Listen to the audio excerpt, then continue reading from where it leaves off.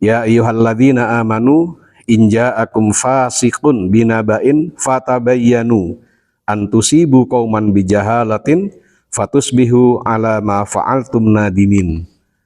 Pesan dalam Al-Quran ini sudah jelas bahwa betapa banyak sebuah kaum itu yang kemudian mengalami menjadi korban dari sebuah informasi yang tidak jelas, menjadi korban karena kecerobohan orang-orang yang menyebarkan informasi.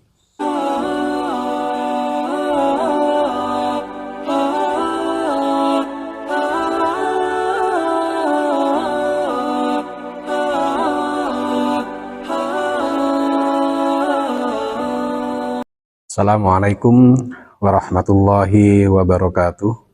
Sahabat mujahidin yang dimuliakan Allah.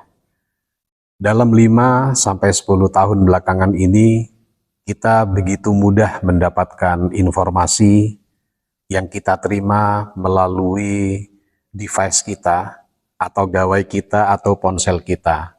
Dalam satu hari, belasan bahkan puluhan informasi kita terima, dan kita seringkali tidak pernah melihat apakah berita itu benar atau enggak, tapi ada kebiasaan kita tiba-tiba kita share, kita bagi kemana-mana, kita bagi ke grup lain, kita bagi ke orang-orang lain, tanpa kita tahu kebenaran dari informasi tersebut. Dari kebiasaan ini, tidak sedikit yang kemudian memicu pertengkaran, memicu persahabatan yang retak, bahkan memicu kejadian-kejadian besar yang tidak kita inginkan. Karena apa? Karena informasi yang disebar ternyata tidak lebih dari sebuah hoax atau fitnah. Padahal jauh-jauh hari Allah sudah memberikan pesan dalam Al-Quran tentang bagaimana ketika kita menerima sebuah informasi, apa yang harus kita lakukan pertama kali. Dalam surat Al-Hujurat ayat 6 disebutkan, Ya ayyuhalladzina amanu in ja'akum fasiqun binaba'in fatabayyanu an tusibu qauman bijahalatin fatusbihu ala ma fa'altum nadimin. Pesan dalam Al-Quran ini sudah jelas bahwa betapa banyak sebuah kaum itu yang kemudian mengalami menjadi korban dari sebuah informasi yang tidak jelas, menjadi korban karena kecerobohan orang-orang yang menyebarkan informasi. Karena itu, di tengah arus informasi yang begitu banyak saat ini, alangkah baiknya kita mulai menerapkan, mulai mengamalkan apa yang disampaikan oleh Al-Quran, yakni idza ja'akum fasikun binaba'in fatabayyanu. Tabayyanu bukan sekedar klarifikasi. Tabayyanu artinya adalah memvalidasi berita, kemudian melakukan verifikasi berita, kemudian melakukan konfirmasi. Caranya bagaimana?